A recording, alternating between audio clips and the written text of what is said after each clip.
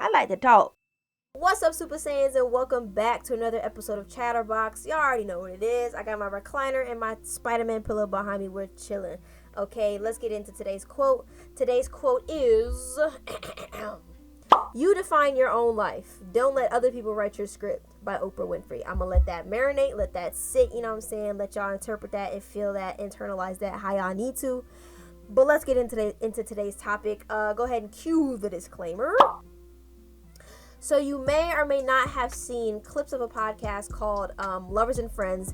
This specific episode featured Jasmine Brown, aka Watch Jazzy, and she talks about being a submissive woman in her relationship. And the girls are losing their minds over this. No, I'm kidding. They're not.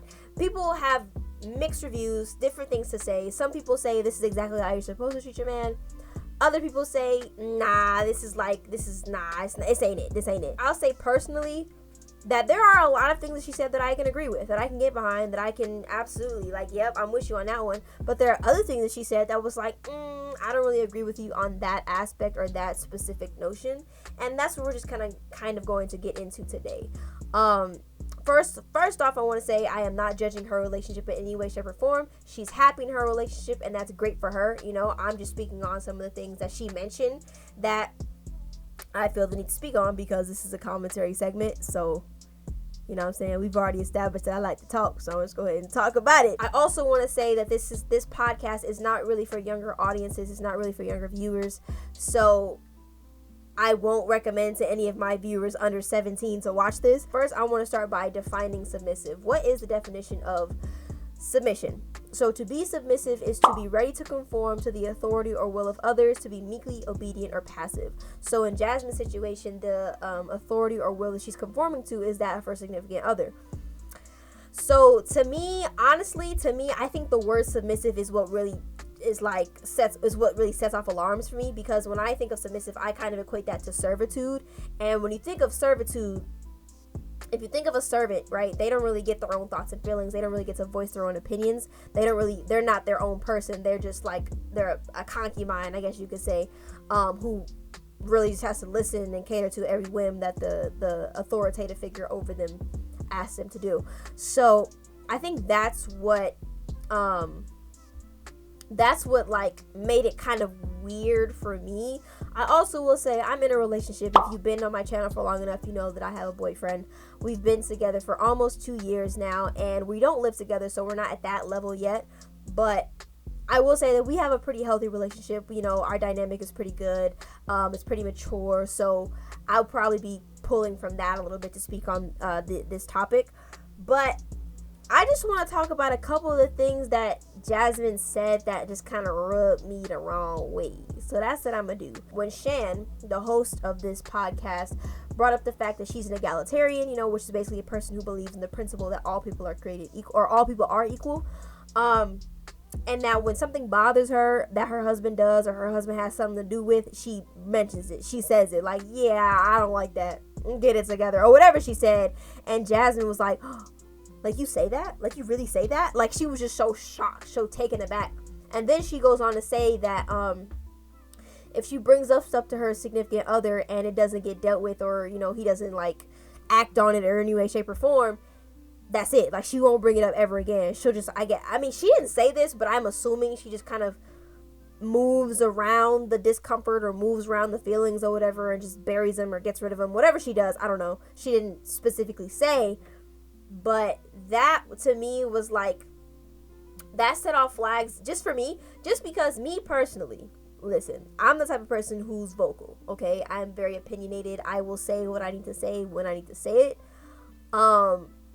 especially to my boyfriend, because I think that we created a safe enough space to be able to talk to each other. We are very openly communicative with each other, in the sense that we don't really hide stuff from each other. So we talk a lot about our feelings, about a lot of different stuff, but our feelings is one of the main things that we talk about. And if he does something that makes me uncomfortable, I feel okay enough to say that to him, like, hey, I didn't really like when you did that, you know, that wasn't really cool.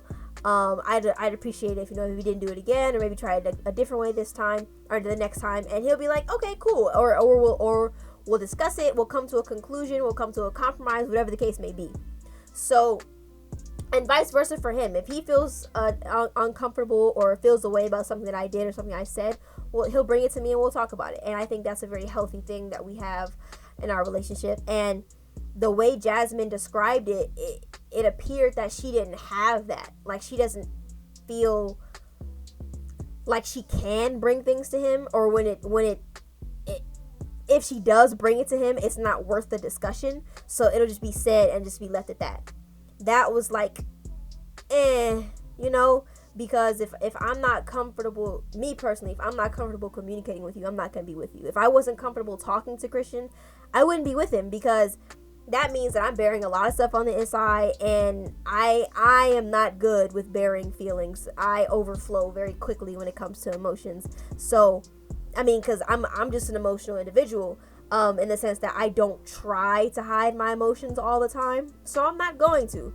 And I think me and Christian's dynamic works so well because he's understanding of that. Like, it doesn't bother him. He likes that I express myself to him, because, I mean, I think, and this is me speaking off, like, no, this has no basis whatsoever besides my own observation. I think it's a man's goal to, like, understand how his woman thinks. Or I know my man's goals, especially to understand how I think. So he wants to know what I'm thinking on a regular basis. So I think that's a good thing. So just the fact that she doesn't feel that it's a safe enough space for her to come and say something to him, and it get discussed and talked about and dealt with. That's kind of like, that's Now, the point that she brings up about cooking and cleaning, packing his bag, unpacking his bag, scratching his back while he goes to sleep, and things of that nature, those are the specific examples she uses. That's good. That's a good thing. She doesn't have the opportunity to mention the stuff that he does for her.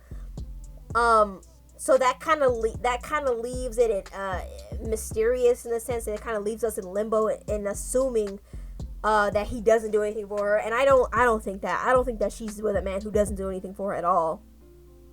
But just the way she put it was that she does everything for him and expects nothing in return. And that's a good mindset to have, because their relationship isn't transactional. It's not like, okay, if I do this for you, you have to do it for me. No, and that's a good thing. That's a good thing that it's not a transactional relationship. So that's a positive thing that she said that I can get behind. Now, once again, I don't live with my boyfriend, so I don't get to cook and clean for him all like that. But I do enjoy doing things for him. I enjoy, giving him gifts and things of that nature, because I like him. I like to know that I made him happy with an action that I did or a gift that I bought him. Things like that. And vice versa, though. So he's the same way, in the sense that he does things for me because he likes to see me happy. Not because he expects things in return, but because he just likes to know that something that he did made my day better or made me smile harder, things like that. And I think that because she kind of left that out, it left it up to interpretation of other people to say, oh, well, if she's doing all that, what's he doing for her? If she's dating the dude with the way she describes it, she's dating an alpha male. So I assume that he's doing, things for her, and that's good for you. Good for you, Miss Brown. Good for you. I applaud you for that you found a man who does things for you, where you can do things for him as well. She mentioned that she likes to spoil and baby her boyfriend or her guy or her partner. I can get behind that too. I like to spoil my man too, you know what I'm saying? I'm the type of person that I don't want you to be able to find what you have with me anywhere else. Like, what we have is different. You're not gonna find this nowhere else. She mentions that women are supposed to be perceived as soft and delicate and in need of being told what to do. I don't think that's all women. I do not in any way, shape, or form think that is all women. Because me personally, I don't need you to tell me what to do. I'm not soft and delicate all the time. Of course, I have my moments, because we all have our moments.